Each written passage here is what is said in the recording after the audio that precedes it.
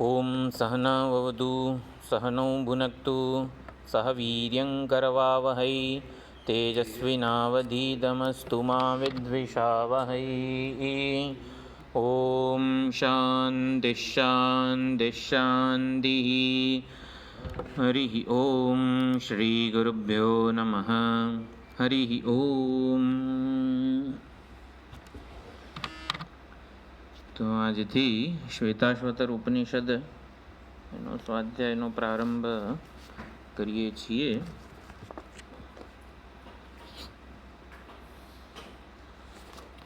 આચાર્યોને પ્રણામ કરી લઈએ. ઓમ સદાશિવસમારંભાં શંકરાચાર્યમધ્યમાં અસ્મદાચાર્યપર્યન્તાં વંદે ગુરુપરંપરાં वंदे गुरुपरंपराम्. ओम नमो ब्रह्मादिभ्यो ब्रह्मविद्यासंप्रदायकर्तृभ्यः वंशर्षिभ्यः महद्भ्यः नमो गुरुभ्यः. सर्वोपप्लवरहितः प्रज्ञानगणः प्रत्यगर्थः ब्रह्मैवाहमस्मि ब्रह्मैवाहमस्मि. ओम नारायणं पद्मभवं वसिष्ठं शक्तिं च तत्पुत्रपराशरं च व्यासं शुकं गौडपदं महान्तं गोविन्दयोगीन्द्रमथास्य शिष्यं श्रीशङ्कराचार्यमथास्य पद्मपादं च हस्तामलकं च शिष्यं तन्तोटकं वार्तिककारमन्यान् अस्मद्गुरून् सन्दतमानतोऽस्मि. श्रुतिस्मृतिपुराणानाम् आलयं करुणालयं नमामि भगवत्पादं शङ्करं लोकशङ्करं. शङ्करं शङ्कराचार्यं केशवं बादरायणं सूत्रभाष्यकृतौ वन्दे भगवन्तौ पुनः पुनः. ईश्वरो गुरुरात्मेति मूर्तिभेदविभागिने व्योमवद्व्याप्तदेहाय दक्षिणामूर्तये नमः.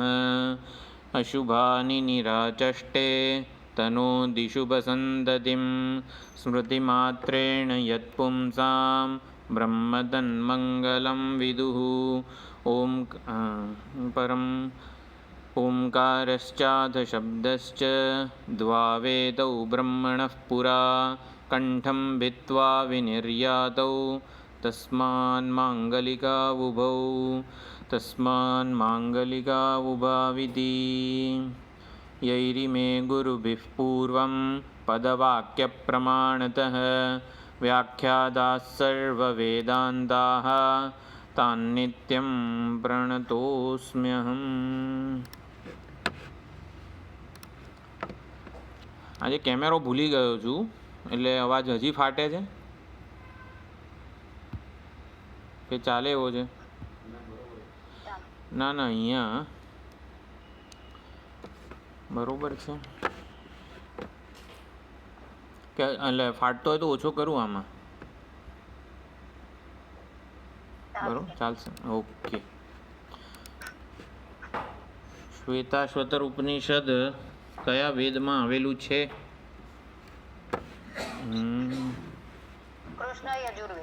કૃષ્ણ યજુર્વેદ. કૃષ્ણ યજુર્વેદના બીજા કોઈ ઉપનિષદો? કૃષ્ણ યજુર્વેદ. વાહ હા, વાહ ભાઈ, તૈત્તિરીય કઠોપનિષદ. અને શુક્લ યજુર્વેદમાં ઈશાવાસ્ય અને બૃહદ એ શુક્લ યજુર્વેદમાં છે. કૃષ્ણ યજુર્વેદમાં આપણે પણ ઈશ કેન કઠ પ્રશ્ન મુંડક માંડુક્ય તૈત્તિરીય છે છાંદોગ્ય બૃહદારણ્યક તથા. તો શ્વેતાશ્વતર છે, તૈત્તિરીય છે, કઠ છે. તો શ્વેતાશ્વતર ઉપનિષદ પણ શુક્લ યજુર્વેદની સંહિતા વિભાગમાં છે, એટલે કે મંત્રોપનિષદ છે. જેમ મુંડક, માંડુક્ય આ બધા મંત્રોપનિષદ છે. ઈશ અને કેન પણ મંત્રોપનિષદ છે. મંત્રોપનિષદ એટલે સંહિતા વિભાગમાં આવેલું હોય. બ્રાહ્મણ વિભાગમાં આવેલું હોય તો બ્રાહ્મણ ઉપનિષદ. તો બૃહદારણ્યક આરણ્યક વિભાગમાં બ્રાહ્મણ વિભાગમાં છે એટલે એને બ્રાહ્મણો.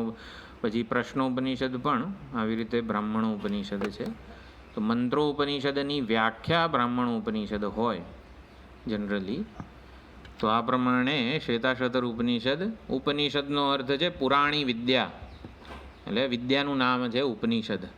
સનાતન વિદ્યા એ પ્રમાણે પણ અર્થ થાય.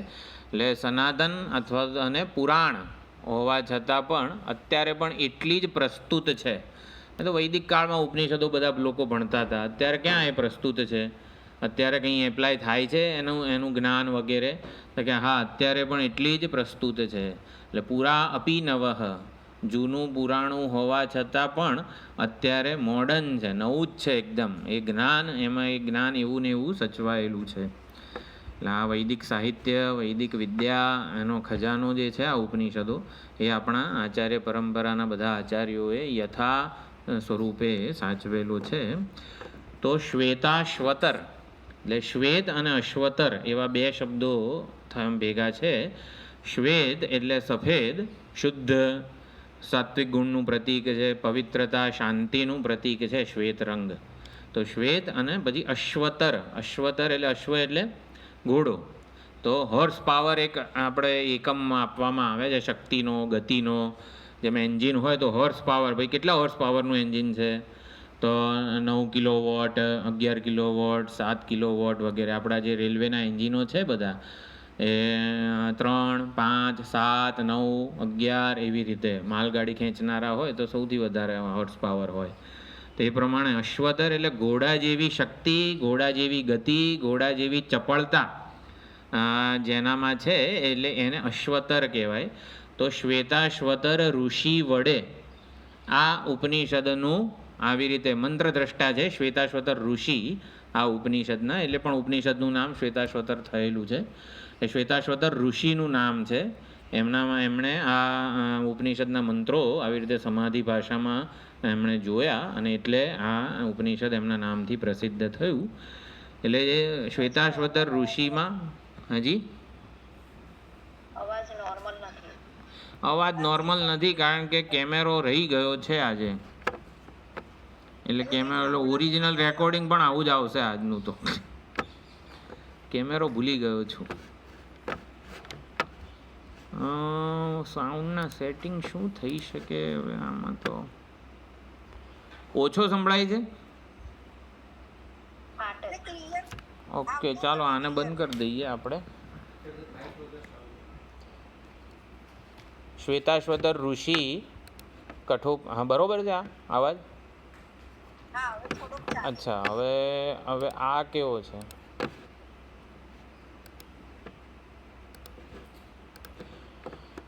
તો જે ઋષિમાં આવી રીતે અજ્ઞાન નિવૃત્તિની યોગ નહીં. ઓકે, પહેલાનો બેટર હતો. જે ઋષિમાં અજ્ઞાન નિવૃત્તિની યોગ્યતા છે, અજ્ઞાન નિવૃત્તિની શક્તિમતા છે, શ્વેત અશ્વતર. એટલે અજ્ઞાન નિવૃત્તિ માટે આચાર્યમાં, ઋષિમાં જે પ્રકારની યોગ્યતા હોવી જોઈએ, એટલે શ્વેત પણ છે, યોગ્યતા, શુદ્ધ છે, પવિત્ર છે, સાત્વિક છે. અને અશ્વતર, હવે આપણું સામર્થ્ય પણ હોવું જોઈએ અજ્ઞાન નિવૃત્તિનું. એટલે શિષ્યનું અજ્ઞાન નિવૃત્ત થાય એવા પ્રકારની ઉપદેશની પદ્ધતિ હોવી જોઈએ. એટલે જ્યારે કૈવલ્ય ઉપનિષદમાં અધિહિ ભગવો બ્રહ્મ વિદ્યામ વરિષ્ઠામ કહે છે આશ્વલાયન ઋષિ પ્રજાપતિને, ભગવંતમ પરમેષ્ઠી આચાર્યને કહે છે અધિહિ, એનો આચાર્યોએ અર્થ કરેલો છે ભગવાન બ્રહ્મ વિદ્યાના ઉપદેશની પદ્ધતિનું તમે સ્મરણ કરો. અધિહિ એટલે ભણાવો એવો અર્થ ત્યાં નથી કર્યો, પણ અમારું અજ્ઞાન દૂર કરનારી બ્રહ્મ વિદ્યાના ઉપદેશની પદ્ધતિનું તમે સ્મરણ કરો. એટલે કે કંઈક યુક્તિઓ વિચારો કે જેથી અમારું અજ્ઞાન શિથિલ થાય, કંઈક ઉપદેશ આપવાની કંઈક નવી ટેકનિક લાવો. એ શું તત્વમસી એમ. એટલે અધિહિનો ત્યાં એવો અર્થ કરેલો છે કે ઉપદેશ આપવાની પદ્ધતિનું તમે સ્મરણ કરો. એટલે એવી સુંદર રીતે અધિહિનો ત્યાં અર્થ કરેલો છે. તો શ્વેત અશ્વતર એટલે શ્વેતાશ્વતર ઋષિ એમાં આવી રીતે શુદ્ધ પવિત્રતા, સત્વ, શાંતિ અને અજ્ઞાન નિવૃત્તિની યોગ્યતા છે, શક્તિમતા છે ને ઉપદેશ આપવા માટે પ્રવૃત્ત છે. ભાઈ ક્લાસ લે છે એમ એટલે ભાઈ આ ચલો ને જ્ઞાન નિષ્ઠા છે તો ગુફામાં પડી રહીએ એવું નથી. એટલે કે પ્રવૃત્તિ પણ છે જ્ઞાનના ઉપદેશની, એટલે ગતિશીલ છે, ઘોડાની જેમ ગતિશીલ છે. એટલે શ્વેતાશ્વતર કીધું છે. તો હવે સામાન્ય રીતે બધા જે આપણા પરંપરાગત આશ્રમો છે એમાં શ્વેતાશ્વતર ઉપનિષદનું જ્યારે અધ્યયન થાય ત્યારે આ મંગલાચરણના શ્લોકો આવી રીતે બોલવામાં ગ્રુપમાં મૂકેલા છે. શ્વેતાશ્વતર ઉપનિષદ પૂરું થાય ને એના છેલ્લા 3 શ્લોકો છે આ. એટલે જનરલી આ શ્લોકોનો પાઠપૂર્વક જ અધ્યયન પ્રવૃત્તિ થતી હોય છે. આપણે શ્વેતાશ્વતર ઉપનિષદમાં કયા કયા ગ્રંથો વગેરેનો આશ્રય લીધો છે. મૂળ શ્વેતાશ્વતર ઉપનિષદ કૃષ્ણ યજુર્વેદ અંતર્ગત છે. શ્વેતાશ્વતર શાખામાં શાંકર ભાષ્ય છે એના ઉપર શંકરાચાર્યજીએ ભાષ્ય રચેલું છે. ઘણા મતભેદ છે કે આ ભાષ્ય શંકરાચાર્યજીએ રચેલું નથી, પરંતુ શંકરાચાર્યજીની પીઠ ઉપર આવનારા જે પછીના આચાર્યો હોય એમણે રચેલું છે એવું છે. પણ પછી આપણે તો એટલે શંકરાચાર્યજીના નામે જ એ આચાર્યએ મૂકેલું છે એવું પણ કહેવાય. થોડી પેટર્ન જુદી છે. બાકીના ઉપનિષદોમાં શંકરાચાર્યજી જે રીતે જાય છે એટલે થોડીક પેટર્ન જુદી છે. એટલે એવું લાગે કે આ કોઈક બીજા શંકરાચાર્ય એટલે કે પીઠ ઉપર બેસનારા કોઈક બીજા એમ. પણ પછી પરંપરાગત રીતે એ માન્યતા છે જ. એટલે શાંકર ભાષ્ય છે. વિદ્યારણ્ય સ્વામી પંચદશીકાર જે છે એમણે વિદ્યાપ્રકાશ જે ગ્રંથ રચેલો છે એમાં પણ શ્વેતાશ્વતર ઉપનિષદનો જે આધાર છે જે આપણે કાયાવરણ શિબિરમાં આ વખતે ભણવાનું છે. પછી શંકરાનંદી દીપિકા આત્મપુરાણ જે સ્વામીજીએ શરૂ કરેલું શ્વેતાશ્વતર ઉપનિષદ એટલે પંચદશીકાર વિદ્યારણ્યના ગુરુ શંકરાનંદ એમણે દીપિકાઓ રચી છે આખી. એ નારાયણીય દીપિકા નારાયણ જે છે નારાયણીય કયા આચાર્ય થયા નારાયણીય દીપિકાઓ પણ છે ઘણા બધા ઉપનિષદો ઉપર ગ્રંથો ઉપર. જેમ કે સિદ્ધાંત બિંદુ નામ કોઈએ સાંભળ્યું હોય સ્તોત્રનું? હા, ન ભૂમેર ન તોયમ આપ એ જે છે સિદ્ધાંત બિંદુ સ્તોત્ર એના ઉપર મધુસૂદન સરસ્વતીજીએ ટીકા લખી છે અને નારાયણીય આખી ઓલી પણ છે, રામતીર્થની પણ ટીકા છે એના ઉપર. સિદ્ધાંત બિંદુ સ્તોત્ર બહુ જ કહેવાય ને કે ઓલું બૃહદ પ્રસ્થાન ઓલું ખંડન ખાદ્યને આવું બધું જે હોય ને એ લેવલનું છે એની ટીકાઓ. આપણને લાગે કે આ તો એકદમ તદેકો વશિષ્ઠ શિવક કેવલોહમ એ જે સ્તોત્ર છે પણ એની ટીકાઓ બહુ જ ગંભીર છે. તેના ઉપર પણ નારાયણીય દીપિકા છે. વિજ્ઞાન ભવદીય ભાષ્ય વિવરણ તો વિજ્ઞાન ભગવત એવું એવા આચાર્યનું નામ છે. એમણે ભાષ્ય ઉપર વિવરણ રચેલું છે. કાશીનાથ શર્મા નામના છે એમણે મિત વિવૃત્તિ ટીકા લખેલી છે. અને મુત્તુ કૃષ્ણ શાસ્ત્રીજીએ શ્રુતિ સંયોજીની ટીકા લખેલી છે. આટલું સાહિત્ય આપણી પાસે શ્વેતાશ્વતર ઉપનિષદ ઉપર છે. પૂજ્ય સ્વામી દયાનંદજીના પણ પ્રવચનો થયેલા છે. એ હજુ એનો લાભ હજી મેં નથી લીધો પણ એમના પણ થયેલા છે. સ્વામીજીના તો છે જ. તો હવે આપણે એકવાર મંગલાચરણના શ્લોકો શ્વેતાશ્વતર ઉપનિષદના જ છે છેલ્લા 3 મંત્રો છે એ એકવાર બોલી લઈએ અને દરેક ક્લાસ વખતે એકવાર બોલીશું અને પછી આગળ વધીશું. ભણવાના જે આ સૌથી છેલ્લે પણ સામાન્ય રીતે આવી રીતે બોલવામાં આવે છે. હવે પહેલો શબ્દ તમને વંચાતો કેમ નથી એ મને સારું જોવું પડશે. હા, છેલ્લા 3 મંત્રો છે. હા, હવે આમાં આ એકચ્યુઅલી આ લાઈન હારી જતી કેમ નથી ખબર નહીં. તપઃ પ્રભાવાદ દેવ પ્રસાદાચ બ્રહ્મ શ્વેતાશ્વતરોથ વિદ્વાન અત્યાશ્રમિભ્યઃ પરમં પવિત્રમ પ્રોવાચ સમ્યગ ઋષિસંગજુષ્ટમ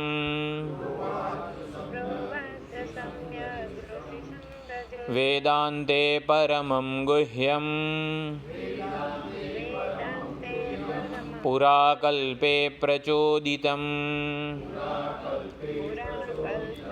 ના પ્રશાંતાય દાતવ્યમ ના પુત્રાય શિષ્યાય વા પુનઃ યસ્ય દેવે પરા ભક્તિઃ યથા દેવે તથા ગુરૌ તસ્યૈતે કથિતા હ્યર્થાઃ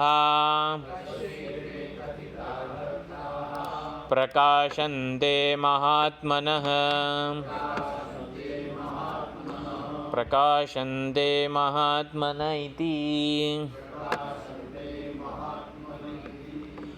તપઃ પ્રભાવાત દેવ પ્રસાદાચ.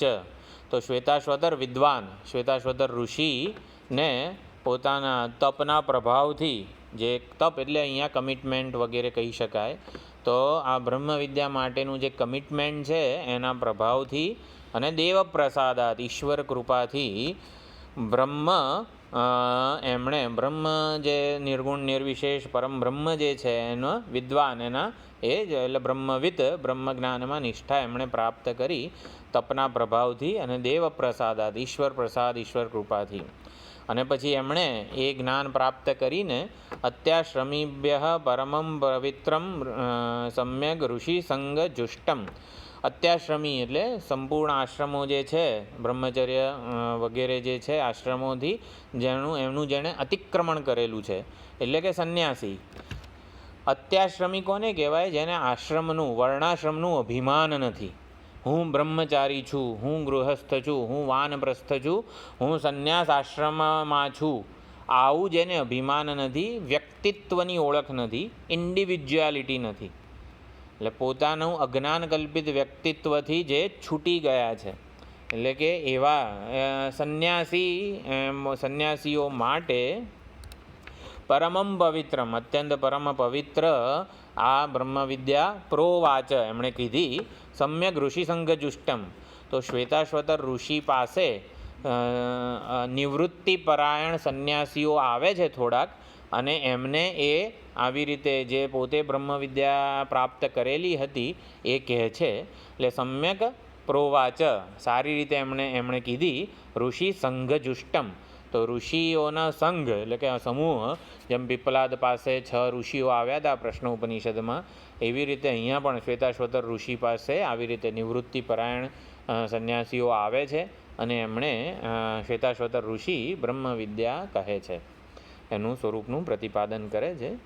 વેદાંતે પરમમ ગુહ્યમ પુરાકલ્પે પ્રચોદિતમ. વેદાંત શાસ્ત્રમાં જે પરમ રહસ્યમય જ્ઞાન આપવામાં આવેલું છે અને દરેક કલ્પમાં એ જ્ઞાન એવી ને એવી રીતે પ્રગટ થયેલું છે.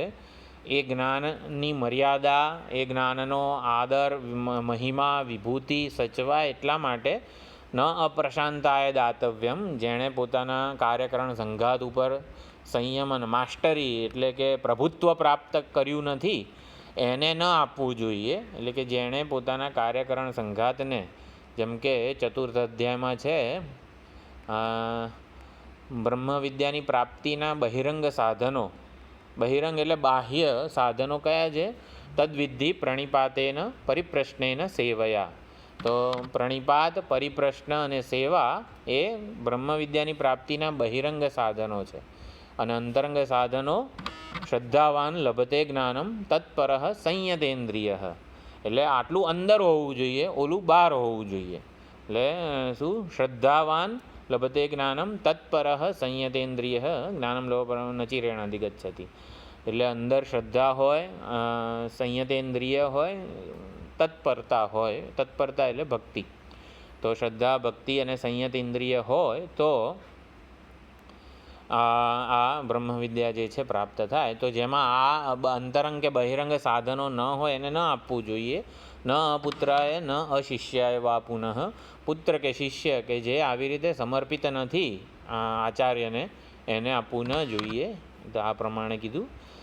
ને યસ્ય દેવે પરાભક્તિ, આનું શાંકર ભાષ્ય ખરેખર ગોખવા જેવું છે આ શ્લોકનું, આ મંત્રનું.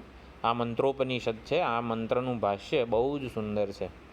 એટલે યસ્ય દેવે પરાભક્તિ, આપણને થાય ઘણીવાર કે આ ભક્તિ શબ્દ ઉપનિષદોમાં તો ક્યાંય છે જ નહીં. તો આ બધા પુરાણોમાં અને ભગવદ્ ગીતામાં ભક્તિ ભક્તિ આવે છે, ઉપનિષદોમાં ક્યાં ભક્તિ શબ્દ વાપરવામાં આવેલો છે? તો આ રહ્યો. તો યસ્ય દેવે પરાભક્તિ, જેની દેવમાં ઈશ્વરમાં પરમ ભક્તિ છે, પરમ ભક્તિ નિષ્કામ ભક્તિ છે. યથા દેવે તથા ગુરવ, જેવી ઈશ્વરમાં શ્રદ્ધા અને ભક્તિ છે એવી ને એવી જ ગુરુમાં પણ શ્રદ્ધા અને ભક્તિ છે. એના માટે તસ્ય એતે, તેના માટે આ કથિતા હ્યર્થાહ, એટલે કે ઉપનિષદમાં પ્રતિપાદિત બધા જે અર્થો છે એ પ્રકાશંતે મહાત્મનઃ, તસ્ય મહાત્મનઃ, તે મહાત્મા માટે એના હૃદયમાં ઉપનિષદના વાક્યો, ઉપનિષદના શબ્દો પોતે અર્થ પ્રગટ કરે છે. આમાં કેવું છે કે આપણા હૃદયમાં એવો ભાવ વગેરે જન્મે તો ઉપનિષદના વાક્યોનો જે તાત્પર્યાર્થ છે ને એ પ્રગટ થાય. એટલે બ્રહ્મ પરાવિદ્યા અપરાવિદ્યા વગેરેની મુંડક ઉપનિષદમાં જે વાત કરેલી છે, તો પરાવિદ્યાનો ત્યાં અર્થ શું કરેલો છે? બ્રહ્માકાર વૃત્તિ કરેલો છે. એટલે કે એ ક્યારે હૃદયમાં ઉત્પન્ન થાય? તો હૃદયમાં યોગ્યતા હોય તો એ શબ્દો જે છે, ઉપનિષદના વાક્યોને પરાવિદ્યા નથી કીધી, પરંતુ ઉપનિષદના વાક્યોનો અર્થ જે શુદ્ધ સાત્વિક વિરક્ત અંતઃકરણમાં જન્મે છે એને પરાવિદ્યા કીધી છે. જો ઉપનિષદના વાક્યો અપરાવિદ્યા છે, ઉપનિષદના વાક્યોનો અર્થ એ પણ અપરાવિદ્યા જ છે, પરંતુ શુદ્ધ સાત્વિક વિરક્ત અંતઃકરણમાં ઉપનિષદના વાક્યોનો જે અર્થ જન્મે છે એને પરાવિદ્યા કીધી છે. એટલે દરેકે દરેકમાં આ યોગ્યતા ન હોય તો પરાવિદ્યા હૃદયમાં ઉત્પન્ન નથી થતી. એટલે આપણે ઘણીવાર કહીએ, ઓલું ઉદાહરણમાં પણ કહેવામાં આવે છે ને કે વિદ્યા કંઠસ્થ નહીં પણ હૃદયસ્થ હોવી જોઈએ. તો આપણને બ્રહ્મ વિદ્યા હૃદયસ્થ થાય એટલે કેમ અવાજ આવે છે? તો એ પ્રમાણે હૃદયસ્થ ક્યારે થાય? બ્રહ્મ વિદ્યા હૃદયસ્થ ક્યારે થાય? મફતમાં ના થાય. તસ્યૈતે કથિતા હ્યર્થાઃ પ્રકાશંતે મહાત્મનઃ, આપણામાં કંઈક એવું હોય તો વિદ્યા હૃદયસ્થ થાય. તો શું છે?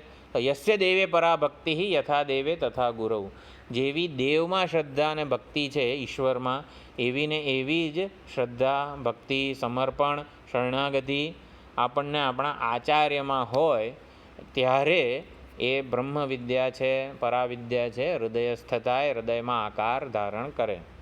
તો યસ્ય દેવે પરાભક્તિ બહુ જ મહત્ત્વનો આ મંત્ર છે, પ્રકાશંતે મહાત્મનઃ. તો આટલા મંગલાચરણના શ્લોકો છે, આપણે આટલા ગ્રંથોનો આધાર લેવાના છીએ. નારાયણીય દીપિકા જે છે ને, નારાયણીય અથવા તો વિજ્ઞાન ભગવદીય, એ જે આચાર્ય છે ને, એટલે વિજ્ઞાન ભગવત એવું નામ છે. તો આ બેમાંથી કોનું છે? હવે એમણે પણ આ મંગલાચરણ રચેલું છે, તો એ આપણે બોલી લઈએ. અવચ્છેદત્રયાતીત નિર્મલ જ્ઞાનમૂર્તયે મનોગિરામ વિદુરાય દક્ષિણામૂર્તયે નમઃ.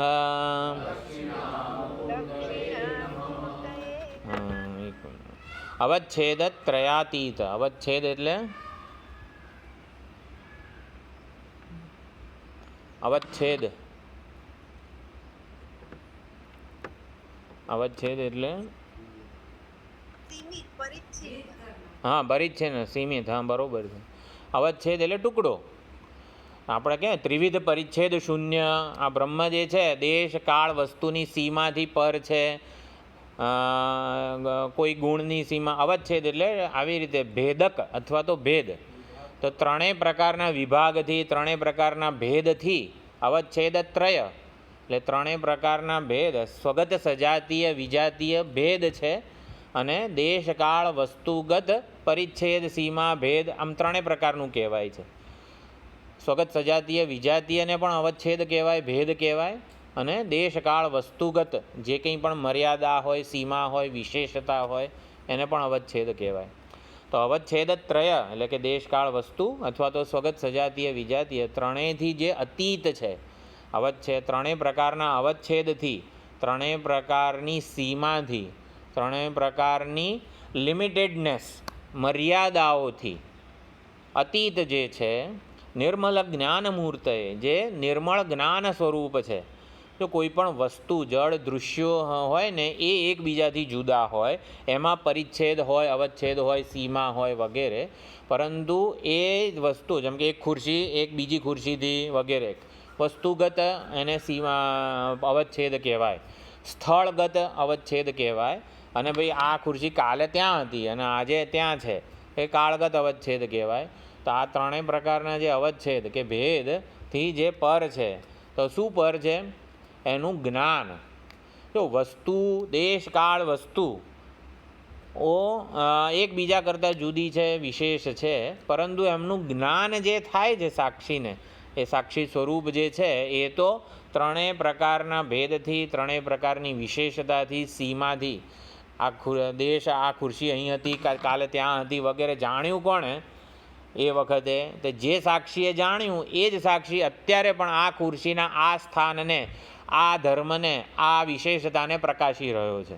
એટલે અવચ્છેદ ત્રયાતીત જે અવચ્છેદ ત્રય અવચ્છેદથી, ત્રણ અવચ્છેદથી જે અતીત છે, જે નિર્મલ જ્ઞાન સ્વરૂપ છે, જે સાક્ષી છે નિર્મળ જ્ઞાન સ્વરૂપ છે.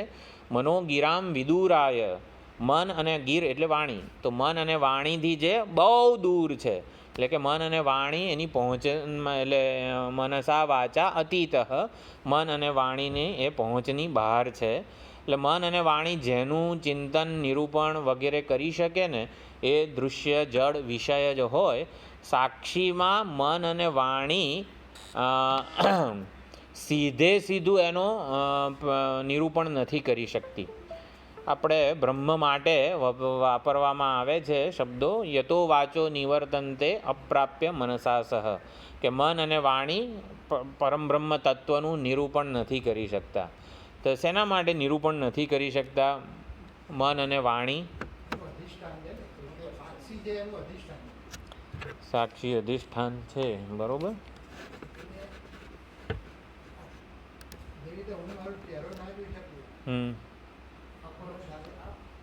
અપરોક્ષ છે. તો સચ્ચિત આનંદ, આત્મા, પ્રત્યેગાત્મા, આ બધા શબ્દો કરે જ છે ને નિર્ગુણ સ્વરૂપનું પ્રતિપાદન. સત્યમ જ્ઞાનમ અનંતમ બ્રહ્મ, તો આ તો વાણી એનું નિરૂપણ કરી જ દીધું કહેવાય ને.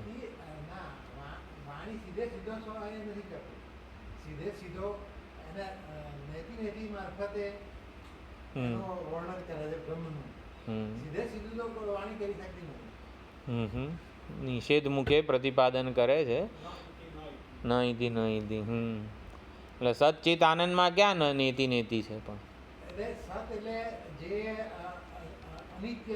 હા, અસત નથી, બરોબર. એ જ રીતે જે કંઈ શબ્દો છે બધા એ એટલે ગીર એટલે કે વાણીથી અતીત છે. એટલે વાણીનો એટલે કે શબ્દનો એ અર્થ નથી. બ્રહ્મ ચૈતન્ય સાક્ષી પ્રમાતાનું સ્વરૂપ જે કહેવામાં આવે છે એ કોઈ શબ્દનો અર્થ નથી. એટલે સત્ય સ્વરૂપ પરમાત્મા કે પરમબ્રહ્મ જે છે એ સત્ય શબ્દનો અર્થ નથી, સત્ય શબ્દનો વાચ્યાર્થ નથી. તો શું છે? લક્ષ્યાર્થ છે. લક્ષ્યાર્થ છે એટલે એ શબ્દો સીધા નિરૂપણ નથી કરતા તત્વનું, પરમબ્રહ્મનું, પરંતુ લક્ષણાએ અર્થ કરે છે. લક્ષણાએ અર્થ કરે છે એટલે તીર દ્વારા, શાખાચંદ્ર ન્યાય કેવું કહેવાય? ઉપલક્ષણ કહેવાય. કે ચંદ્ર સુધી ચંદ્રનું જ્ઞાન થાય એના માટે શાખા એક માધ્યમ બને છે. તો સત્યમ જ્ઞાનમ અનંતમ બ્રહ્મ વગેરે શબ્દો એક માત્ર માધ્યમ કે તીર બને છે. એ તીર છે ને અધિકારી જે શિષ્ય હોય ને એમાં સીધું લક્ષ્યાર્થ રૂપે એનું પ્રતિપાદન કરે છે. એટલે ગિરામ વિદુરાય અને મનસઃ વિદુરાય, મનથી પણ જે પર છે એટલે આત્મા શબ્દ કે બ્રહ્મ શબ્દ એ મન અને વાણીનો વિષય નથી. શબ્દ અને પ્રત્યય, શબ્દ એટલે કે જેમ કે આ રિમોટ, તો રિમોટ એ શબ્દ છે અને રિમોટને જોઈને જે પ્રત્યય જન્મે છે મને, એ પ્રત્યય જન્મે છે ને એને મન કીધું અને રિમોટને શબ્દ એટલે કે વાણી કીધી. તો બ્રહ્મતત્વ આત્મતત્વ એ શબ્દ કે પ્રત્યયનો વિષય નથી. વિષય નથી એટલે શું? એને ઉજાળનારા છે. શબ્દને ઉજાળે છે અને આવી રીતે પ્રત્યયને પણ ઉજાળનાર છે. પ્રત્યય એટલે કે વૃત્તિ, તો વૃત્તિના ગર્ભમાં આ બ્રહ્મ આવી જાય ને એવું પોસિબલ નથી. એટલે કે બ્રહ્માકાર વૃત્તિ કોને કહેવાય? જનરલી આ રિમોટ આકાર વૃત્તિ કોને કહેવાય? કે વૃત્તિ રિમોટને આમ માપી લે, એટલે કે વૃત્તિ આખી એને માપી લે, વૃત્તિ પોતાના ગર્ભમાં આ રિમોટને લઈ લે. એટલે કે બ્રહ્માકાર વૃત્તિ આવી એના ગર્ભમાં કંઈ નથી, એટલે કે શુદ્ધ બ્રહ્મચારીણી વૃત્તિ છે બ્રહ્માકાર વૃત્તિ. એટલે બ્રહ્મ એને વૃત્તિના ગર્ભમાં આવે છે એવું નથી. અખંડાનંદજી આવી રીતે સમજાવે છે. એટલે બ્રહ્માકાર વૃત્તિમાં એવો અર્થ નથી કે વૃત્તિ એ બ્રહ્મને વ્યાપી જાય વગેરે, એવો અર્થ નથી થતો. વૃત્તિનો વિષય નથી બ્રહ્મ, વૃત્તિને ઉજાળનાર રૂપે છે. તો મનોગિરામ વિદુરાય દક્ષિણામૂર્તયે નમઃ. તો દક્ષિણામૂર્તિ સ્વરૂપે ભગવાને અવતાર લીધો, ઉપદેશાવતાર છે. દક્ષિણામૂર્તિ ભગવાન બ્રહ્મ વિદ્યાના ઉપદેશ અવતાર છે. ઉપદેશ અવતાર એટલે શિવજીએ, શંકર ભગવાને સનકાદિ સિદ્ધોના ઉદ્ધાર માટે નિવૃત્તિ લક્ષણ વૈદિક ધર્મનો પ્રચાર પ્રસાર કરવા, સાચો સંન્યાસી ધર્મ જે છે ને એનો આવી રીતે એનું સાચું સ્વરૂપ લોકોમાં એનું માર્ગદર્શન આપવા માટે દક્ષિણામૂર્તિ રૂપે પ્રગટ થયેલા છે. તો હાજી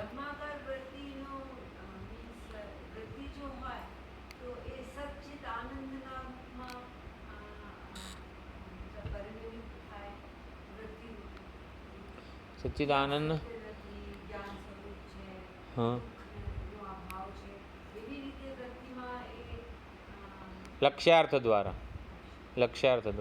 એટલે સત્યમ જ્ઞાનમ અનંતમ બ્રહ્મ શબ્દો જે છે ને એ તો ખાલી તીર જ છે, માધ્યમ જે શાખા છે, શાખાના અગ્રભાગ સુધી લઈ જાય.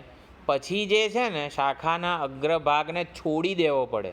સત્યમ જ્ઞાનમ અનંતમ શબ્દોના મુખ્ય અર્થને છોડી દેવો પડે. એને ક્વોન્ટમ જમ્પ કીધેલો છે. વાચ્યાર્થમાંથી લક્ષ્યાર્થમાં કૂદકો, આવા શબ્દો જે વાપરવામાં આવે છે. ક્યાં? બ્રહ્મ વૃત્તિમાં વિરાજમાન ના થઈ શકે. એટલે સત્યમ જ્ઞાનમ અનંતમ શબ્દોના અર્થ ઉપર જ્યારે ડેલિબરેશન થતું હોય, જ્યારે પ્રામાણિક અન્વેષણ થતું હોય, ત્યારે એનો જે સાચો અર્થ છે નીતિ દ્વારા પણ જે અસતનો નિષેધ કરીએ વગેરે વગેરે, એટલે એ શબ્દોનો વાચ્યાર્થ જે છે ને સીધો ચિદાભાસને લાગે છે અને ચિદાભાસમાંથી સીધું લક્ષણાએ પરમ બ્રહ્મને લાગે છે. હા એવું છે. હા એટલે આપણે શુદ્ધિ કહીને પછી પાછું આમ જરાક નિરાશ થઈ જઈએ એવું નથી કરવાનું. આ કેવું છે, જો આ શબ્દ આ વસ્તુ જે છે ને એક્ઝેક્ટલી ઉપદેશશાસ્ત્રીના 18મા પ્રકરણમાં ચિદાભાસનું જ્યારે એસ્ટાબ્લિશમેન્ટ થતું હતું કે ચિદાભાસ વેદાંતે શા માટે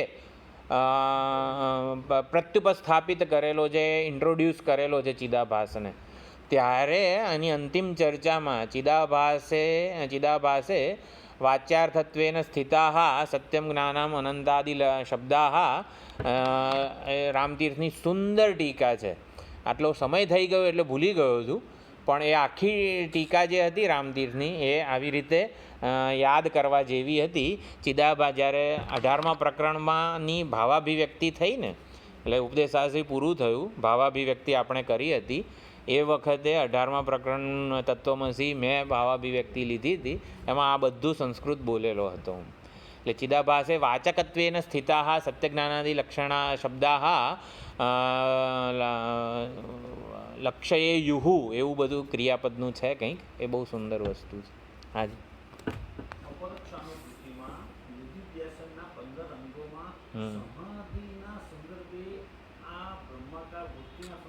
હા હા વૃત્ત્યા સ્થિતા પુનઃ.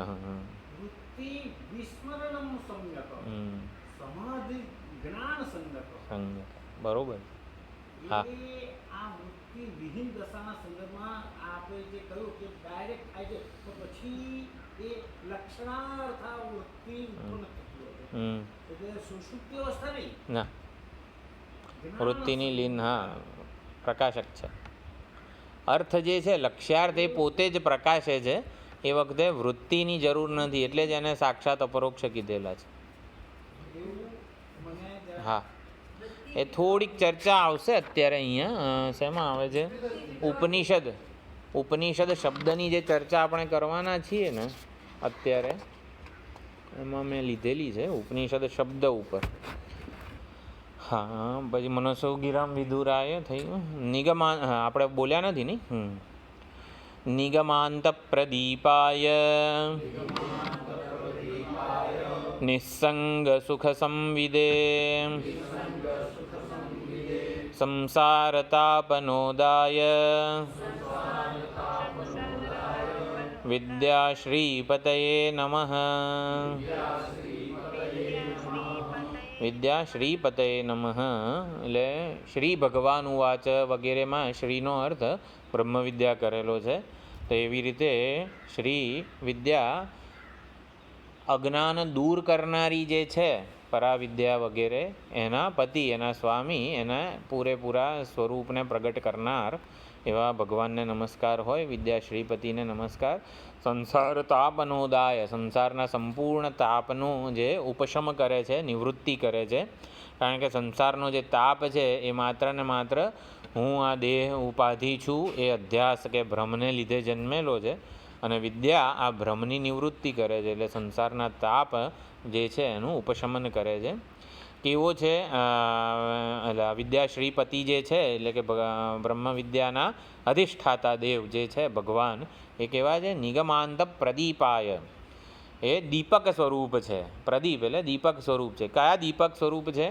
નિગમાંત. નિગમ એટલે વેદ, વેદનો અંત એટલે વેદાંત. તો ઉપનિષદ રૂપી જે શ્રુતિ ઉપનિષદ રૂપી દીપક જે છે નિસ્સંગ સુખ સંવિદે અને સુખ સ્વરૂપ છે. સુખ અને સંવિદ એટલે કે જ્ઞાન. તો અને કેવું જ્ઞાન? નિસ્સંગ અસંગ જ્ઞાન સ્વરૂપ અસંગ સુખ સ્વરૂપ જે પરમાત્મા છે એ પરમાત્મા જ વેદાંત રૂપી દીપક વડે સંસારના તાપનો આવી રીતે નાશ કરનારા છે એવા વિદ્યા શ્રીપતિ પરમાત્માને નમસ્કાર. પ્રત્યસ્તાખિલ ભેદાય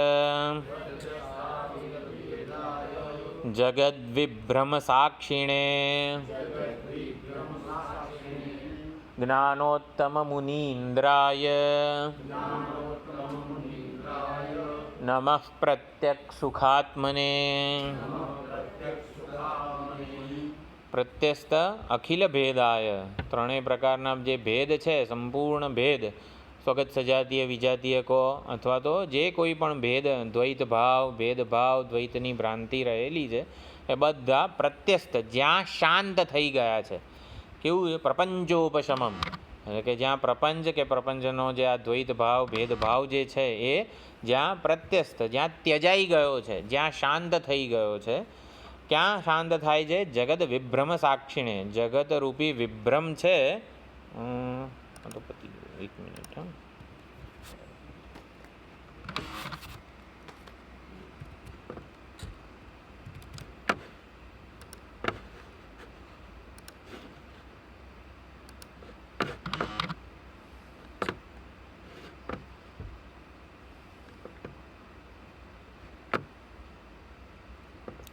જગદ વિભ્રમ સાક્ષીણે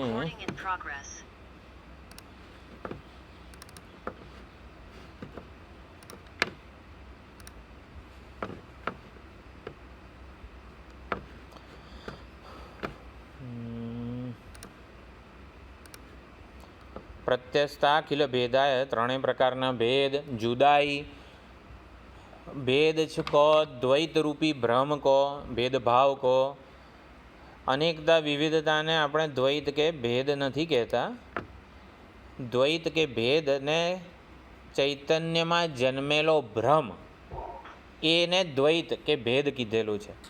ભગવાને ભેદનું કે દ્વૈતનું સર્જન કર્યું જ નથી. ભગવાને અનેકતા વિવિધતાનું સર્જન કરેલું છે. દ્વૈત કે ભેદનું સર્જન માત્ર અજ્ઞાને કરેલું છે. એટલે આ એક ખુરશી બીજી ખુરશી કરતાં જુદી છે એનો વાંધો નથી, પણ ખુરશીમાં એટલે પ્લાસ્ટિકમાં ભેદ છે એ આપણું સર્જન છે. એટલે જુદાઈ જે કહેવામાં આવે છે ને એ માત્ર ને માત્ર આપણે અજ્ઞાન દ્વારા કલ્પેલી છે. ચૈતન્યમાં જન્મેલા ભ્રમને દ્વૈત અથવા તો ભેદ એવું કહેવામાં આવે છે. વહેરો આંતરો જેને કહીએ છીએ આપણે, ભેદ કે દ્વૈતને સમજવાનો સરળ શબ્દ છે ગુજરાતીનો વહેરો આંતરો. એટલે જો આશારામભાઈ નીચે પલાઠી વાળીને બેઠા છે, સારા સાધક છે, અને પછી એ સારા છે એટલે તમે આને એટલે એ ચૈતન્યને આ ચૈતન્ય કરતાં આપણે થોડીક વિશેષતા આપીએ, આદર આપીએ ચૈતન્યમાં. હવે જે છે ઉપાધિનો આદર કરીએ, જેની જેવી ઉપાધિ હોય, જેને જે પ્રમાણેનો સ્વભાવ હોય એ પ્રમાણે, એટલે એનો ઉપાધિનો આદર કરીએ ને આપણે, તો ચૈતન્યમાં ભેદ ના જન્મે. ચૈતન્યમાં ભેદ કેમ જન્મે છે? ઉપાધિની મર્યાદાને આપણે ચૈતન્યની મર્યાદા માનીએ છીએ. ઉપાધિની મર્યાદાને વિશેષતાને આપણે ચૈતન્યની વિશેષતા માનીએ ને તો દ્વૈત જન્મે, ભેદ જન્મે, ભ્રમ જન્મે. એટલે દ્વૈત કે ભેદ એ ચૈતન્યમાં જન્મેલો ભ્રમ છે. ભગવાને દ્વૈતનું ભેદનું સર્જન નથી કર્યું.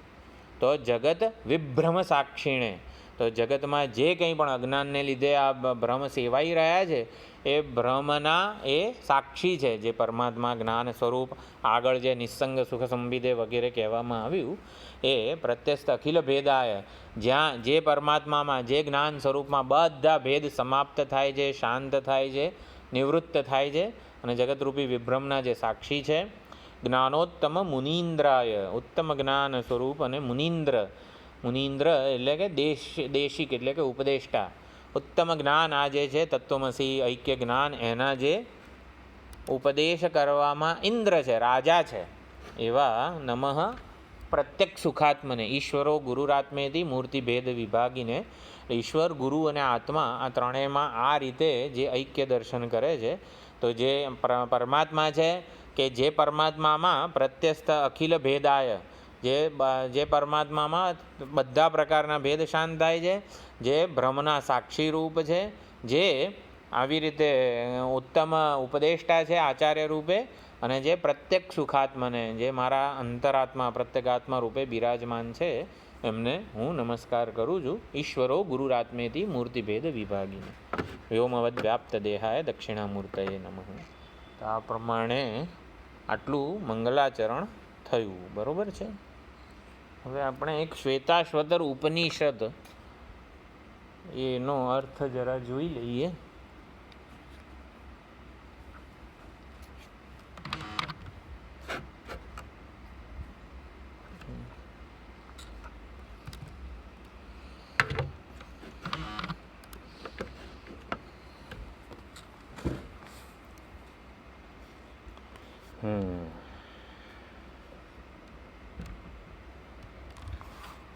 કૃષ્ણ યજુર્વેદ અંતર્ગત આ ઉપનિષદ છે. બરાબર.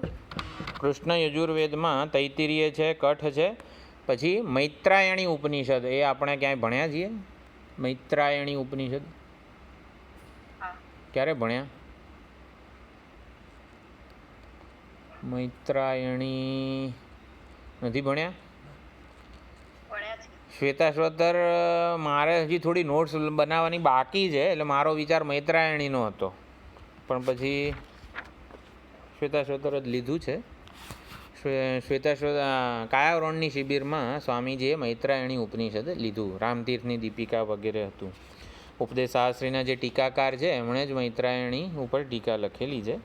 2023માં જે શિબિર થઈ એ મૈત્રાયણી ઉપર થઈ હતી. તો આટલી કૃષ્ણ યજુર્વેદની ઉપનિષદો છે. અને એના ઉપર શંકરાચાર્યજીનું જે ભાષ્ય છે ને એ વિવરણ રૂપ છે.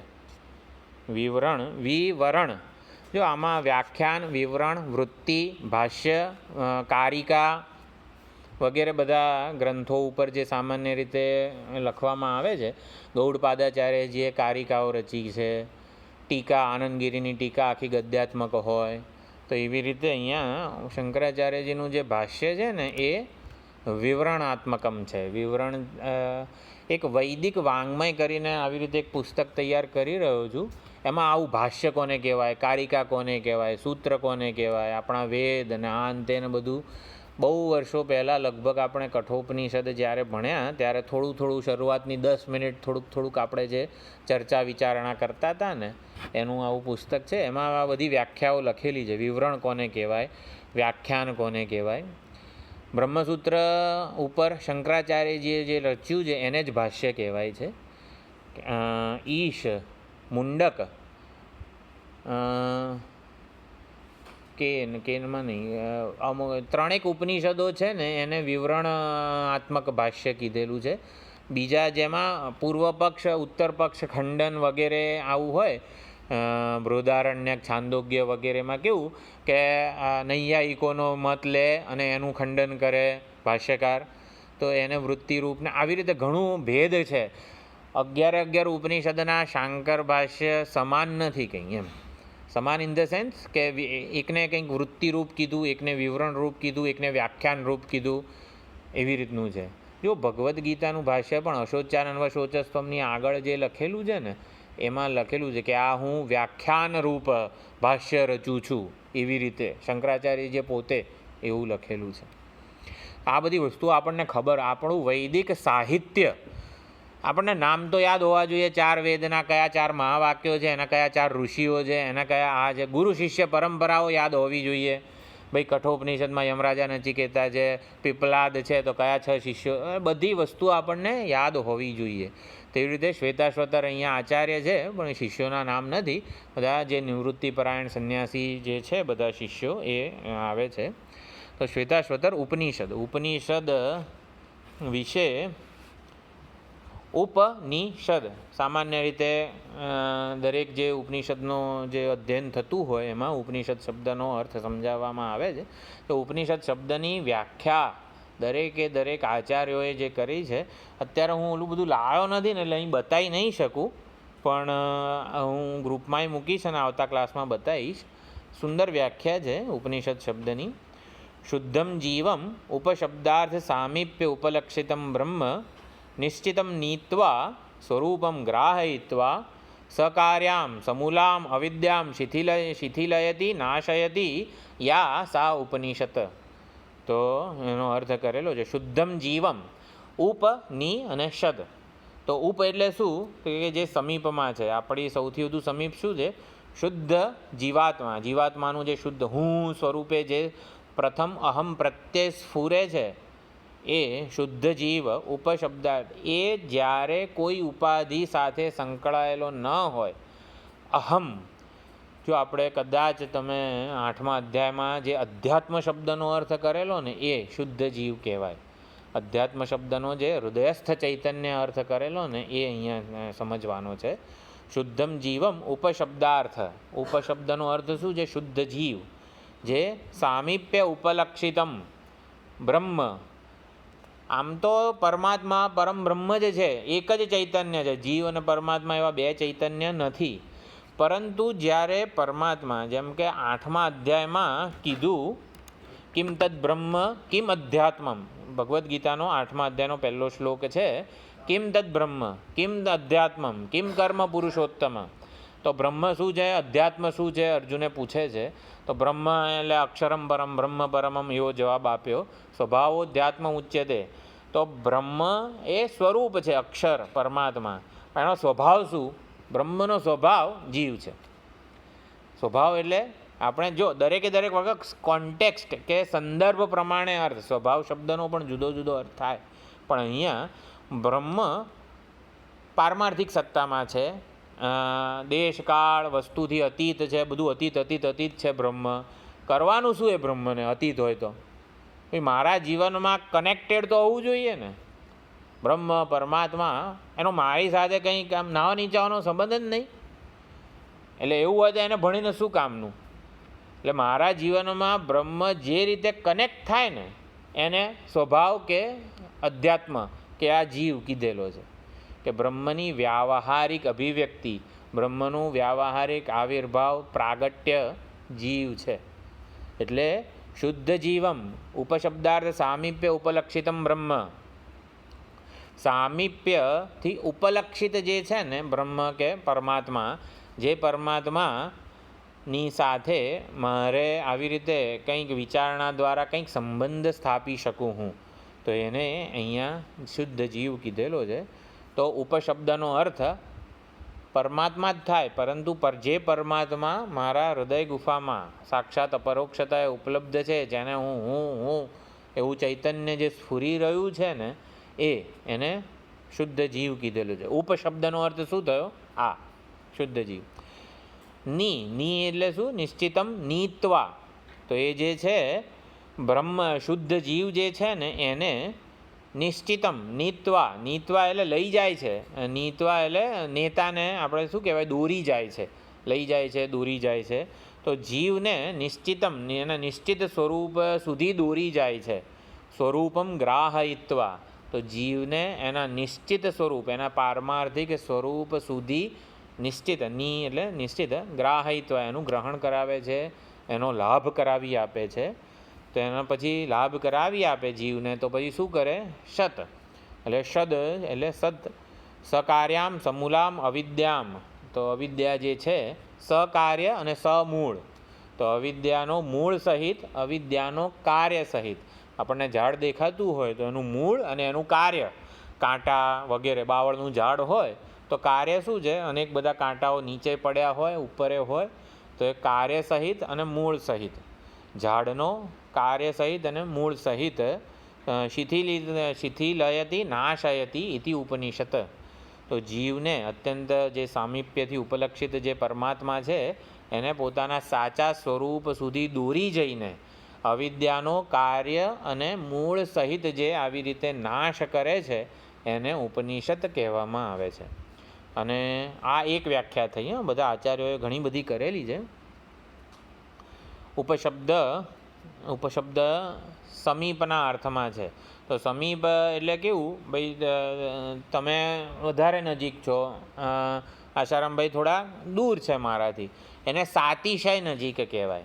કે કંઈક અતિશયતા છે, ભાઈ આ લેપટોપ જે છે એ મારા વધારે નજીક છે તમારા કરતાં. તો સમીપ શબ્દ બોલીએ ત્યારે સામીપ્ય જે છે ને સાતિશય પણ હોય, નિરતિશય પણ હોય. પણ અહીંયા કોઈ વિશેષણ વગેરે વાપર્યું નથી, એટલે નિરતિશય સમીપ. એનાથી વધારે કશું સમીપ નથી, એટલે નિરતિશય સામીપ્ય દર્શાવે છે. જેમ કે આ ટેબલ છે, નજીક છે મારા કરતાં વગેરે. તો ટેબલ કરતાં શું નજીક છે? શરીર નજીક છે. શરીર કરતાં ઇન્દ્રિયો નજીક છે. ઇન્દ્રિયો કરતાં મન નજીક છે. મન કરતાં સાક્ષી નજીક છે. અને સાક્ષી નિકટતમ છે, ચૈતન્ય સ્વરૂપ. એનાથી વધારે કોઈ નિકટ નથી. તો એ જે છે એ ઉપશબ્દનો અર્થ થયો. અને હા, ઉપલક્ષણ. અને આમાં ની જે છે એ ઉપ અને ની બંને ઉપસર્ગ છે. ક્રિયા જે છે ને એની આગળ જે લાગે, યુજ ધાતુ છે, ક્રિયાપદ છે, છતાં એની આગળ સમ, વિ, પ્ર, સંયોગ, વિયોગ, પ્રયોગ, ઉપયોગ, વિનિયોગ. હવે છે યુજ ધાતુ, યોગ શબ્દ જ યુજ ધાતુ, પરંતુ એની આગળ આ સમ, વિ, વિની વગેરે બધા ઉપસર્ગ લાગે છે. તો એક જ ધાતુના ઉપસર્ગ અનેક લાગવાથી અનેક બધા અર્થ થાય. સંયોગ, વિયોગ, ઉપયોગ, વિનિયોગ, બધું આવી રીતે. તો એવી રીતે ઉપ અને ની જે છે એ શબ્દના ઉપસર્ગ છે. તો ઉપસર્ગ જે છે ને એ આવી રીતે લાગે એટલે ધાતુના સુંદર બધા અર્થ આપણને પ્રાપ્ત થાય, સંયોગ, વિયોગ વગેરે જેની જેમ. તો એવી રીતે સદ્ધાતુના આવી રીતે વિશરણ, ગતિ અને અવસાદન 3 અર્થ કીધેલા છે. કોઈને અર્થ ખબર છે વિશરણ, ગતિ, અવસાદનનો?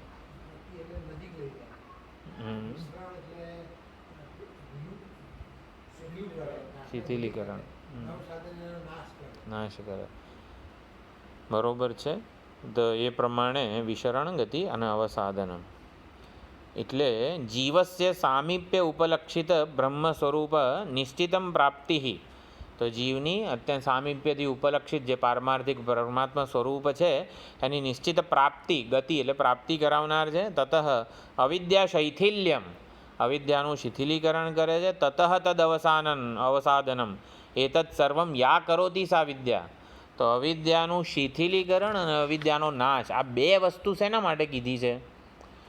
તો બ્રહ્મવિદ્યા જે છે, ઉપનિષદ એટલે બ્રહ્મવિદ્યા, ઉપનિષદ અર્થ શબ્દનો અર્થ થાય છે બ્રહ્મવિદ્યા. તો બ્રહ્મવિદ્યા બે પ્રકારે અવિદ્યા સાથે યુદ્ધ કરે છે. તો અવિદ્યા સાથે યુદ્ધ કરવું હોય ને તો સ્ટ્રેટેજી શું છે બ્રહ્મવિદ્યા પાસે? कौन सी रणनीति है? नहीं બધા ઇલેક્શન જીતવું હોય તો ભાઈ રણનીતિ ક્યાં है? તો બ્રહ્મવિદ્યાને પૂછીએ ભાઈ રણનીતિ શું છે એ મહાવિદ્યા તમારી આ અવિદ્યા સાથે લડવાની? તો ભાઈ રામને હા રામ કોઈની સામે યુદ્ધ કરવું હોય ને તો સૌથી પહેલાં એની નબળાઈ જાણવી પડે. દેવો અને અસુરો લડ કરે. હવે છે ને અસુરોને દેવોની નબળાઈ ખબર છે અને એટલા માટે અસુરો આવી રીતે હંમેશ માટે પરાજિત નથી થતા. એટલે સામેવાળાને પરાજિત કરવો હોય ચર્ચામાં અથવા તો આવી રીતે બળમાં, તો પહેલાં એની નબળાઈ જાણવી પડે. એ નબળાઈ જાણવાનું કામ આ ગુપ્તચરો ના અંતેને બધા બહુ કરતા હતા. એટલે હવે રાવણ સામે યુદ્ધ કરવું હોય રામને તો સૌથી પહેલાં રાવણની નબળાઈ વગેરે જે છે બધું જાણવું પડે. રાવણની સેના પહેલાં છે ને અધમૂઈ કરવી પડે. ત્રિપુરાસુર, તારકાસુર, આ બધા અસુરો સામે જ્યારે યુદ્ધ થાય મહાદેવનું, ત્યારે બધા અસુરો પાસે પણ શુક્રાચાર્યજી પાસે ઓલી સંજીવની હતી, એટલે બધા પાછા સંજીવિત થઈને આવતા હતા લડવા માટે. એટલે કંઈક હોવું જોઈએ, એ લોકોની નબળાઈ ખબર હોવી જોઈએ. અસુરોનો જે અમૃતકુંડ છે, સંજીવની વિદ્યા છે ને, એને અમૃતકુંડ એટલે કે વિષયાશક્તિ, એ પહેલાં સૂકવી દેવી પડે અને તો પછી અસુરોનો નાશ થાય. કંઈક સ્ટ્રેટેજી કરવી પડે. એવી રીતે બ્રહ્મવિદ્યા કઈ સ્ટ્રેટેજી અપનાવે છે? તો અવિદ્યા શૈથિલ્ય કરે છે પહેલાં અને પછી અવિદ્યાનો નાશ કરે છે. અવિદ્યા શૈથિલ્ય જે છે ને એ જીવન મુક્તિ છે, અવિદ્યાનો નાશ એ વિદેહ મુક્તિ છે. બે પ્રકારની મુક્તિ વગેરે જે કહેવામાં આવ્યું છે. એટલે પ્રારબ્ધ કર્મ સહિતની બ્રહ્મવિદ્યા જે છે ને એ અવિદ્યાનું શિથિલીકરણ કરે છે, જેને જીવન મુક્તિ કહેવામાં આવે છે. પ્રારબ્ધની પ્રતીતિ થાય છે જ્ઞાનીમાં, એટલે ભિક્ષાટન, ઉપદેશ વગેરે વ્યવહાર થતા હોય છે, એટલે એ જીવન મુક્તિ છે. અને પ્રારબ્ધ કર્મનો પણ નાશ કરે છે, એ અવિદ્યા નિવર્તિકા છે, એ વિદેહ મુક્તિ છે. એટલે શૈથિલ્ય એ નાશની પ્રાક અવસ્થા છે, પહેલાંની અવસ્થા છે. એટલે અજ્ઞાનની સેનાનો પહેલાં બ્રહ્મવિદ્યા નાશ કરે છે. બ્રહ્મવિદ્યા પાસે સેના કઈ છે? કર્મયોગ, ઉપાસના યોગ, જ્ઞાન યોગની આ ત્રણ પ્રકારની સેના છે બ્રહ્મવિદ્યા પાસે. એટલે કર્મયોગ વડે આ બધી અવિદ્યાના જે કામ, ક્રોધ, રાગ, દ્વેષ બધી સેના છે, શત્રુઓ છે, જે સેનામાં પહેલાં લડવા આવે. સમુદ્ર મંથન, અમૃતત્વની પ્રાપ્તિ કરવી હોય ને તો સૌથી પહેલાં આ બધા વિષ નીકળે સમુદ્ર મંથનમાંથી. આ રાગ, દ્વેષ, કામ, ક્રોધ એ બધું વિષ નીકળે બ્રહ્મવિદ્યાની પ્રાપ્તિનો પ્રયત્ન થાય ત્યારે. સૌથી પહેલાં એનું એ આપણે પચાવી ના શકીએ. રાગ, દ્વેષ, કામ, ક્રોધ સામે આપણે લડવા જઈએ તો આપણે ના પહોંચી શકીએ. એટલે એ બધાનું કઈ રીતે? રાગ, દ્વેષ, કામ, ક્રોધનું મૂળ ક્યાં છે? કર્તૃત્વનું અભિમાન છે. એટલે એ ભગવાનને આપી દેવું પડે. ભગવાન પી જાઓ આ વિષ તમે, અમે નથી પચાવી શકવાના. કર્મયોગ એટલા માટે કીધેલો છે. એટલે કર્મયોગની વડે સૌથી પહેલાં આ જે છે એની સેના, એના ઉપર આપણે વિજય પ્રાપ્ત કરવાનો, ચંચળતા ઉપર વિજય પ્રાપ્ત કરવાનો ઉપાસના યોગ વડે, અને પછી છેલ્લે બ્રહ્મવિદ્યા જે છે અવિદ્યાનો નાશ કરે. તો આ પ્રમાણે ઉપનિષદ એટલે બ્રહ્મવિદ્યા ઉપનિષાદયતી સર્વ અનર્થ સંસારમ વિનાશયતી સંસાર કારણભૂતામ અવિદ્યામ શિથિલયતી બ્રહ્મ ગમયતી. અનર્થનું મૂળ એવી અવિદ્યા અને કાર્યભૂત જગતને સમૂળું નિવૃત્ત કરીને ચૈતન્ય સ્વરૂપ પરબ્રહ્મનો અવબોધ જે કરાવે છે, પ્રાપ્તિ કરાવે છે, એને ઉપનિષદ કીધું છે. 5-6 વ્યુત્પત્તિઓ ઉપનિષદ શબ્દની છે, આપણે ગ્રુપમાં મૂકીશું.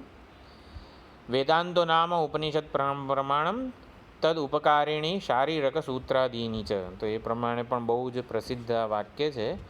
ગમયતી, શિથિલયતી અને અવસાદયતી. તો ગમયતી એટલે બોધયતી. ગમ ધાતુ આવી રીતે અવબોધના અર્થમાં છે.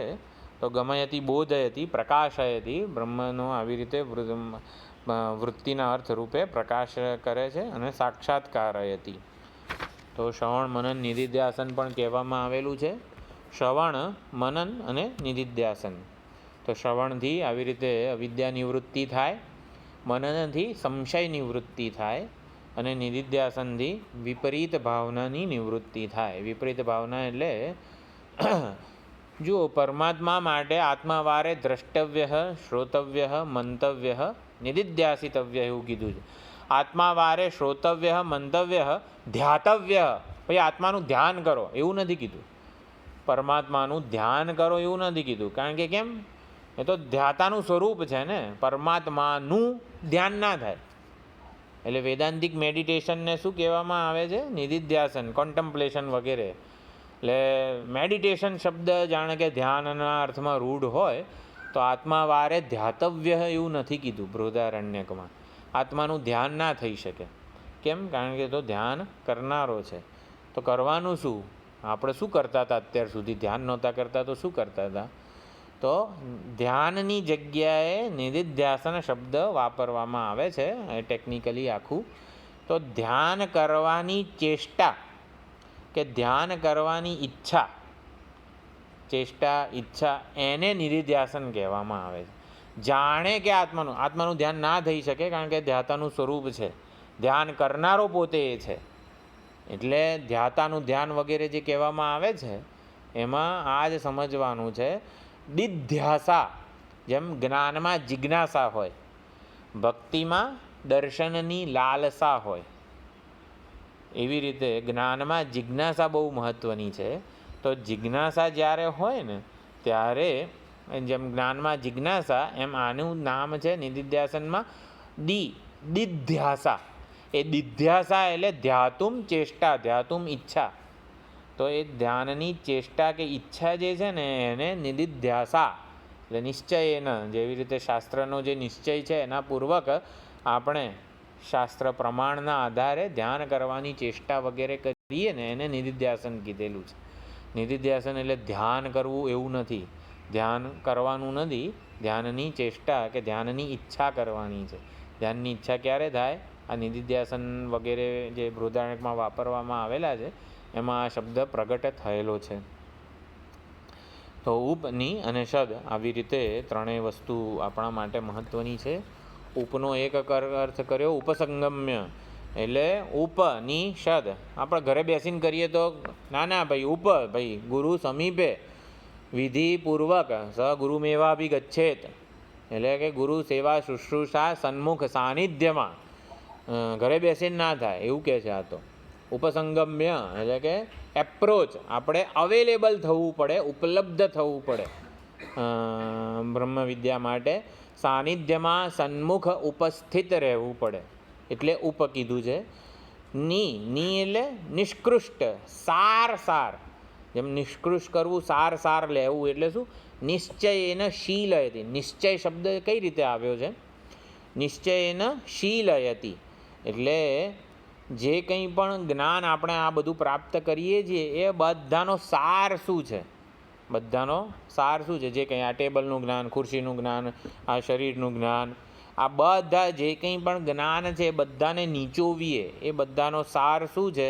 તો ગુરુ શરણમાં બેસીને જે બધામાં એક છે, બધામાં સમાન છે, બધાનો જે સાર છે એવા જ્ઞાન સ્વરૂપ આત્મા, બધાનું જ્ઞાન જેને થાય છે એ આ ની શબ્દનો અર્થ છે. ની એટલે સાર ગ્રહણ કરવો, નિશ્ચય એને શીલયતી એટલે જ્ઞાન સ્વરૂપ આત્મા જે છે ત્યાં સુધી પહોંચવું. અને સદનમ અવસ્થાનમ, સદ શબ્દનો અહીંયા અવસ્થાન અર્થ કર્યો છે. આમાં અભેદ રૂપે અવસ્થિત રહેવું એટલે કે સત શબ્દનો અહીંયા વિકીર્ણ કરી દેવું, ઉજાડી નાખવું, હિંસા કરવી અથવા તો ગતિ. તો અભેદ રૂપે એટલે કે ભેદનું આવી રીતે ભેદની હિંસા કરી નાખી અને પછી અભેદમાં અવસ્થિત રહેવું એવો સદનો અર્થ છે.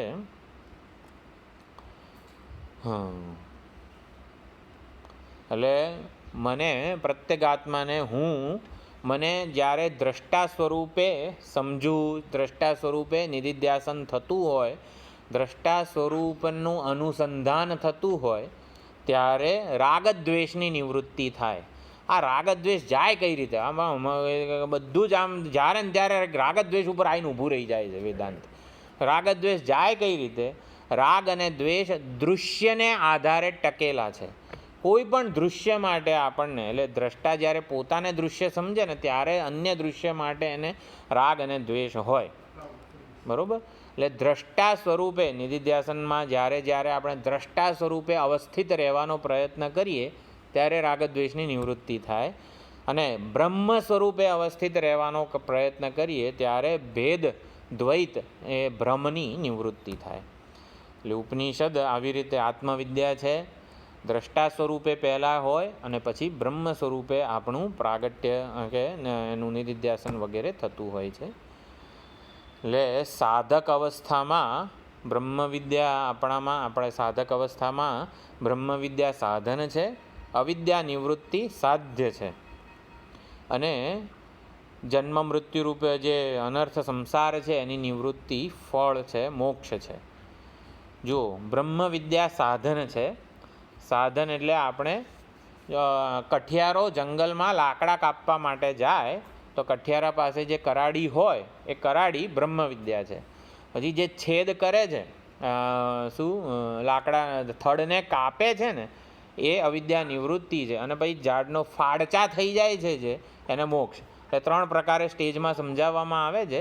બ્રહ્મવિદ્યા સાધન છે, અવિદ્યા નિવૃત્તિ સાધ્ય છે, અને મોક્ષ અથવા તો અનર્થ નિવૃત્તિ બ્રહ્મ નિવૃત્તિ. એ જેમ કે અત્યારે અંધારું હોય તો આપણે અનેક બધા ટેબલોની વચ્ચે જઈએ તો વાગે ને બધું થાય, તો કોઈ કહે કે ભાઈ પ્રકાશ કરો, લાઇટ કરો, તો લાઇટ કરવી એ અવિદ્યા અંધકાર નિવૃત્ત થાય અને પછી પડવા આખડવાનું બંધ થાય. તો પડવા આખડવાનું બંધ થાય અને મોક્ષ કીધો, અંધકાર દૂર થાય, અવિદ્યા નિવૃત્તિ થઈ. અને લાઇટ કરવી એટલે બ્રહ્માકાર વૃત્તિ, પ્રમાણ, તત્વમસીનો અખંડાર્થ વગેરે. હા, એટલે આત્માનું યાથાત્મ્ય જ્ઞાન જે છે ને એ અહીંયા બહુ જ મહત્વનું છે. અશુદ્ધ અંતઃકરણમાં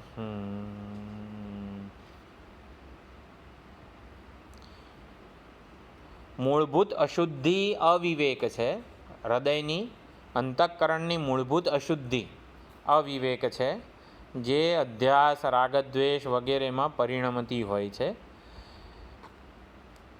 કર્મ વગેરે જે છે એટલે આચરણમાં પણ અશુદ્ધિ છે. રાગદ્વેષ એ વાસના કહેવાય, વાસનાનું મળ છે, અને એ બધાનું આવી રીતે શુદ્ધિકરણ થાય છે બ્રહ્મવિદ્યાની સાધનાથી.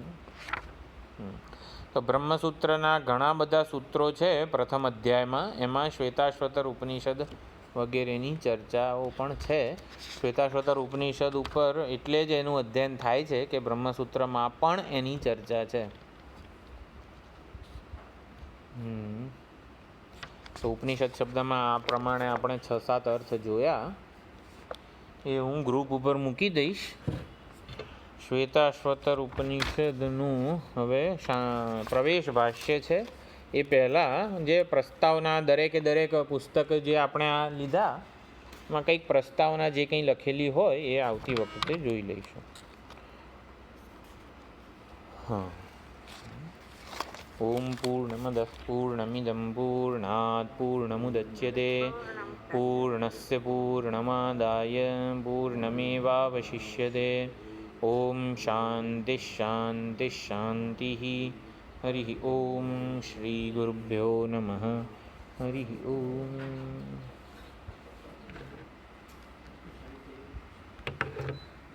હા, સસ્તું સાહિત્યનું પુસ્તક છે. પછી શાંકર ભાષ્ય તો મેં મોકલ્યું છે, ટીકાઓ તો વાંધો નથી. હા, એમાં મારા ખ્યાલથી શાંકર ભાષ્યનું ગુજરાતી છે એમાં. હા, આમાં નથી, આમાં ખાલી અર્થ ભાષાંતર છે. હા,